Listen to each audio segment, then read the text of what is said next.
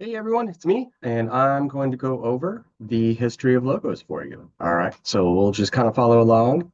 This will just make it easier for others, but hey, why not take a look? So let's talk about the history and purpose of logos and understanding what visual identity is. So we call them logos. Identity is another term for them. So we're going to take a look at a few things. Let's head on down. Okay, so what is a logo? Well, a logo is a symbol, a mark, or badge that represents a company, brand, product, or idea. Logos provide instant recognition and communicate core values and identity. Think of it as a visual handshake. So think about Apple. You see an apple with that, circle cut out of it, boom, you know what it is. Think about Nike, that swoosh, it's instantaneously recognizable. Think about Starbucks with the mermaid, it's instantaneously recognizable. So these are things that, instantaneously recognizable, they may represent core values, and it basically is the identity of what that company is, right? So that's the purpose of what a logo is and what it does. The definition of a logo is a sign, symbol, trademark, or badge that conveys the identity or ownership of a product, company, campaign, or a concept in a memorable way. So the idea of a logo is more than just the Nike swoosh and the apple. I Love New York is also an art piece, but it was adopted by the state of New York and it now represents New York. All right. The purpose is to provide immediate brand recognition and convey core values to the target audience. Okay, so I Love New York shows they have pride, they have, love. And it spills over to everything else too. You think about the Democrat and Republican parties, you could think about Star Wars. I love Star Wars. So the Empire and the Rebellion, things like that. The Mandalorians have a symbol, they actually have multiple symbols, things like that. So, it'll always somehow represent something. So Captain America's shield represents something. Black Panther's cowl, his mask, represents something. In fact, now we all recognize the necklace as well. So, these are things that become icons or symbols, right? So why did the logo matter? Stand out in a crowded market. Starbucks is not the only coffee maker out there, so they have to go up against Dunkin', against I can't even think of some of the other ones. I don't drink coffee, so there's a whole lot of different examples though with this. All right, they can create an emotional connection. You know, maybe for me, anything Italian has an emotional attraction or a connection because my family's part Italian. You could think about, especially where we live currently, we have a whole lot of immigrants and people from all over, different cultures, different places. So the Caribbean culture, your flag may represent something of a dish may represent something to you. Um, it's called Mexican food in America, but it's really Tex-Mex Southwestern. But that's a little bit of home to me, and it really does stir an emotion for me. Communicate professionalism and trust. Things, banks try to do this as well, hedge firms, investment firms, things like that. So, 'cause Starbucks, they want to invest, have you trust them. Same thing with Apple, same thing with Dell, as an example, or Samsung, represent a brand's values and purpose. With a name, especially in a reputation, that gets associated to the name. So, we expect Apple products to be good. We expect Dell to make good products. We expect Samsung to produce good products, and they do. So there you go. You've likely chosen one product over another because of its logo. And mostly, honestly, there's two ways to interpret that. The first way is you chose it because of a name brand.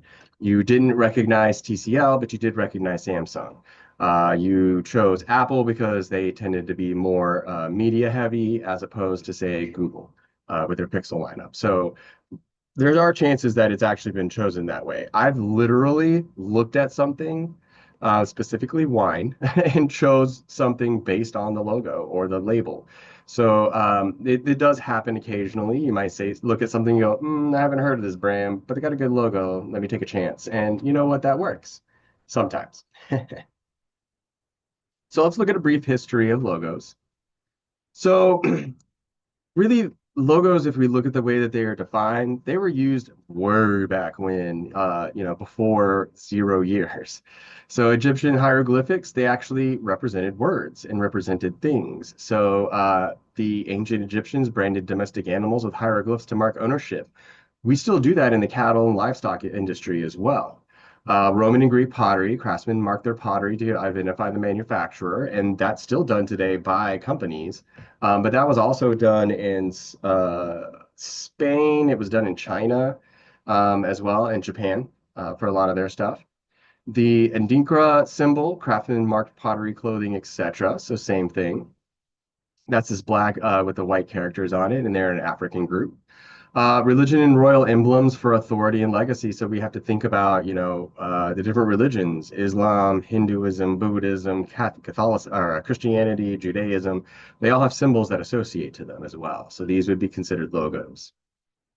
Great faiths of the world have all adopted symbols for ease of recognition, and this is very true. So we have, Islamic, we have or Judaism, we have Christianity, we have Buddhism.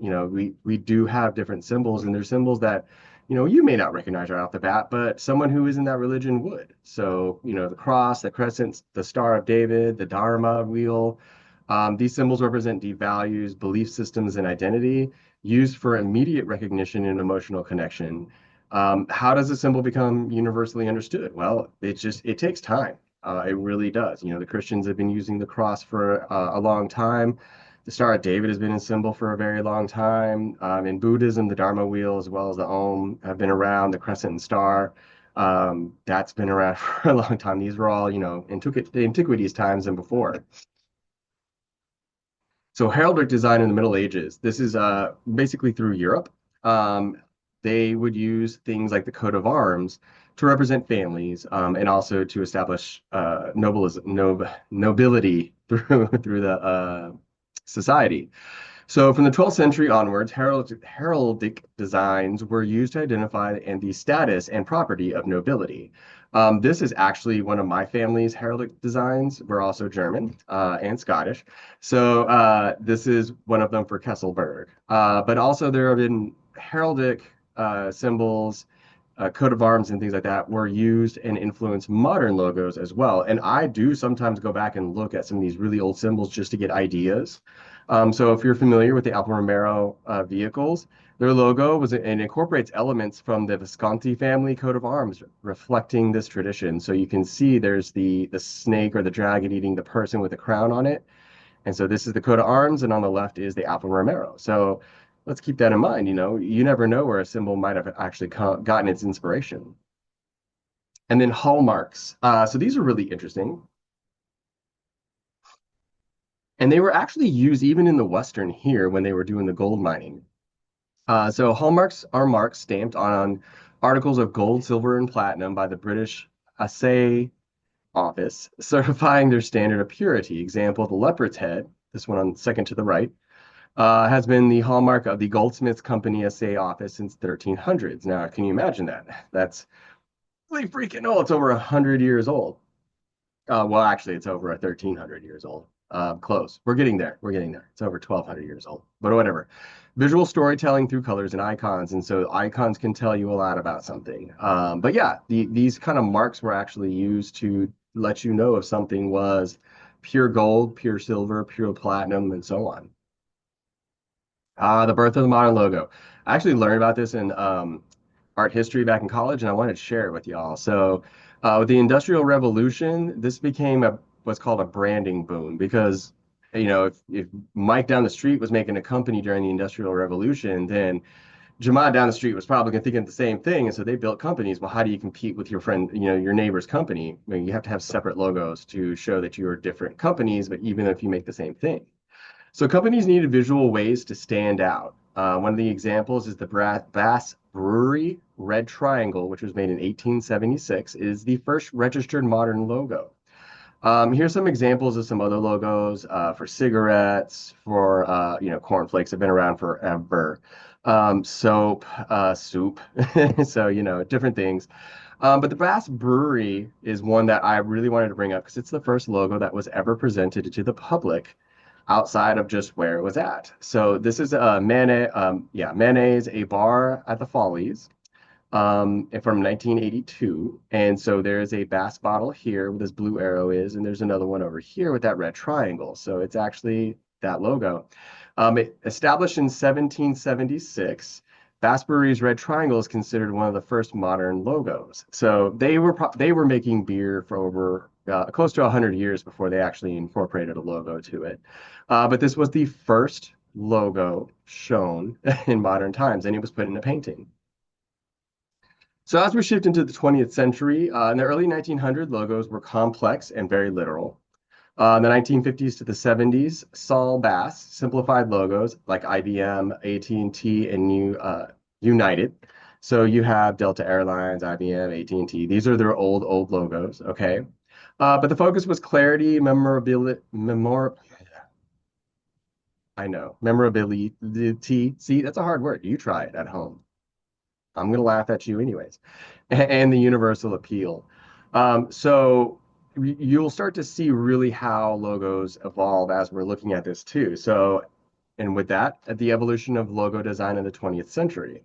So logos were complex and literal. Logos incorporated national, nautical, and heraldic and agricultural images, which the public readily understood. So a lot of times we have a symbol from back then that made sense because you could look at it and it clicked. Mid to late 20th century, which is kind of where, a little more where we are, designer Saul Bass introduced simple, memorable logos for companies like IBM, ABC, and AT&T. So I decided to take a few of these. So this is AT&T from 1885. And then if we look how it changed, they even went from the bell with the circle to just the bell in color, to the bell in the name, to a simplified bell in the name, to I don't know, this is actually supposed to be a globe, AT&T, and T, and then you just see a modern adaptation as it keeps progressing. Same thing with Coca-Cola. They really in the 1887 developed that kind of C that we are all familiar with, both C's. And I don't know what happened in 1890. And then suddenly it changed. And so now we're at, Coca-Cola where we're familiar with it. Same thing with McDonald's. It's changed over the years. But once you get into the 60s, that's when the Golden Arches happened, and the Golden Arches have become a mainstay as like an identity piece, an icon of McDonald's. The digital age and logo design. So technology advancements, the rise of digital logo design emphasizing scalability, which is enlarging it, and the adaptability across various platforms. So now we have to look at, can we take something that was made, for this big and still scale it to the size of the side of a building? And that's where vector comes in. Current trends focus on minimalism, responsive design, and versatility to maintain brand consistency across digital and print media. So here, you're looking at Nike's evolution, and it really just went as simple as the swoosh. In fact, I remember the Nike logo with the swoosh from the 78 to 85. Like I remember these, and then this is all we've ever seen since. And it's just iconic like that. The power of color. So color is really important. It invokes emotion. So emotion plus meaning plus bland personality. So make sure that when you're thinking about these, that you're looking up what colors mean what. So, red, I pulled examples to show you. It's passion and urgency. It's YouTube, 7-minute videos, right? Blue is trust and calm, even though you should never trust social media. Yellow is optimism and clarity. There's another reason they use yellow, but it's also a really good example. Green, health and eco-friendly. I'm not sure how Spotify got in that, but it's a calming color, and that's probably why. And then black, luxury and elegance, and Coco Chanel obviously is very much the definition of elegance, right? Iconography and symbolism. A symbol tells a story without words. Logos use icons to express values and ideas instantly. Example, Apple is simplicity and innovation, right? Even though they've even gotten rid of this multi-tone gray, this monotone, they've gone to just flat out white or black or a simple color.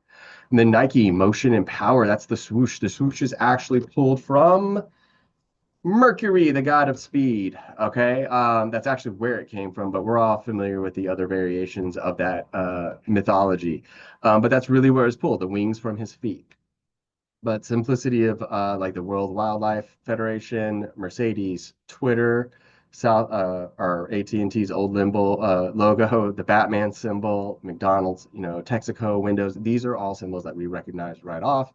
So think to yourself, what symbol would represent you? Okay. The digital age of logos. Logos now need to scale from billboards to app icons. So going from big to small or small to big. Must work in full color grayscale and even as a favicon. A favicon is the little icon at the top of your browser at the very end, at the very beginning of the URL address. So keep that in mind. So, and then responsive, minimalist, and versatile design dominates. So Federal Express versus FedEx, MasterCard versus just the two circles overlapping, Starbucks. We don't even need the name Starbucks. The symbol is Starbucks, right? And then also because they're so simple, there's not really any gradients, there's not any high detail. These can be thrown up to the size of a building and scaled down to be on an app. Okay, so these are things you got to keep in mind when you're actually creating icons, and it's why icons are done in Illustrator or as vectors as opposed to doing raster in Photoshop. So if we look at a case study, in case you ever run across these, we'll look at the shell logo evolution. So the evolution of the shell logo demonstrates the simplification with the 1971 version, um, designed by Raymond Loewy, and it's still in use today. So if we're kind of looking through here, we get up to 48, to 55, to 61, to 71. So this is where they really went to shell underneath, and then that style of shell is still being used today. So it's, almost I mean, man, it's been going on for a long time. So from detailed shell illustration to flat modern icon. So if you look at the 1900s, this just looks like a glob. Okay. In 1904, this was mostly just simple kind of pressing, but it's you can tell it's a shell, but you really don't know anything past that. We got rid of the black box on the outside. 1930 got your kind of very neo Art Deco style look. It looks really nice, and then we have this weird looking shell. Remember, put dark text on top of light colors and vice versa. And you can see they fixed it over here in 1955 with a more cartoonish style, but that was kind of what was going on at that time period. And so you see this evolution happen, okay? Over the last century, logos have become simpler for ease and speed of recognition in a faster world, especially when it comes to advertising, like outside. If you're on a billboard, you have 7 seconds to knock someone in the skull with your logo and message. Otherwise, it's gone. And so we have to keep that in mind. Shapes are the foundation. The most basic symbols are shapes. Okay, look, it's a shell, but it's still kind of a circle and it's got a weird, rectangle down here. They're basic shapes, right? Same thing up here, two circles. These are just letters. This is a circle with a circle, and then it's got a mermaid in there. So each has a unique feeling about it. Some have acquired deeper meaning or associations. Basic shapes are often used in logo design as a graphic element or compositional guide. Basic shapes with minor changes take on more meaning. So a cross, a star, the diamond, a drop, a moon, these all have more meaning than just an egg or a ellipse, a circle, an octagon, a hexagon, pentagon, things like that. This diamond is different than this diamond. Well-known logos use basic shapes either as containers or standalone symbols have most of the time escaped judgment as boring or cliche because the brand's reputation and or designers innovative thinking. So if you look at the Mitsubishi, it's just three diamonds. If you look at the Red Cross, it's a cross. Windows is four squares. Citco is triangles. Target are circles. The cowboy is a star. You see what I'm going at here, and I want you to think about that when you look at logos around you, stuff that you buy. Pay attention to it. See, is there like what's the baseline symbol that they used, shape that may have helped? Communicating ideas with shapes and symbols. Many symbols created using simple line, shape, and form have become the worldwide standard for identifying relatively sophisticated concepts. Wi-Fi, danger radiation, recycle, biohazard, another biohazard, shocking, power, electricity or nuclear. These are things that pause. These are things that we recognize instantaneously as a society, so you should keep those in mind. Why does Spotify have these three symbols? There's three curved lines. It's volume. That's exactly what it's supposed to mean, sound, right? All right. Spiritual concepts, ideologies, religions, and philosophies representing our highest aspirations and human ideals. So, if you're trying to reach a level of nirvana, an understanding of the world, you might use a yin and yang. It's also a balance. You might use a lotus. If you're trying to hit spiritualism in the level of Christianity, of being a clean soul, you might have the Christian cross. So these are things to keep in mind as well. International symbols have advocacy, human rights, health, and activism. These are also things we'll recognize. The dove of peace. Depending on the color of the ribbon, it may represent a specific thing, such as pink is for breast cancer, gray is for brain cancer. We have unity, we have equality, we have male and female symbols in biology, we have medical symbols, we have world peace, justice. We also have, activism. Okay. All right, so why simplicity wins? Simple is memorable. Okay, you recognize almost every one of these. If you do not recognize that penguin, shame on you. That is Penguin Publications. They put out a vast majority of the books you bought as a kid. Okay, they're simple and versatile, so they're very easy to make and very easy to use, and they're timeless. I mean, the World Wildlife has had this panda symbol for decades. Apple's been very similar for decades. Okay.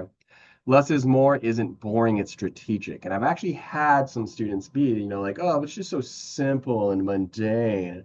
No, it's not. Simple is good. Simple is very clean, very straightforward. And that's less is more. Less is more is something that we're going to talk a lot about because you don't need a whole bunch of stuff in a logo. And that's the end of the presentation. All right. So that kind of gives you an idea of how to think about logos, like the background to them. And, as we go forward, we will definitely look a little bit more into details and talk about some of those pieces as well. You do have a logo exercise, so it's going to be real simple, but have fun with it. And hey, enjoy the history of logos. Make sure you pay attention to logos that are around you. I do not apologize for ruining that for you. Okay.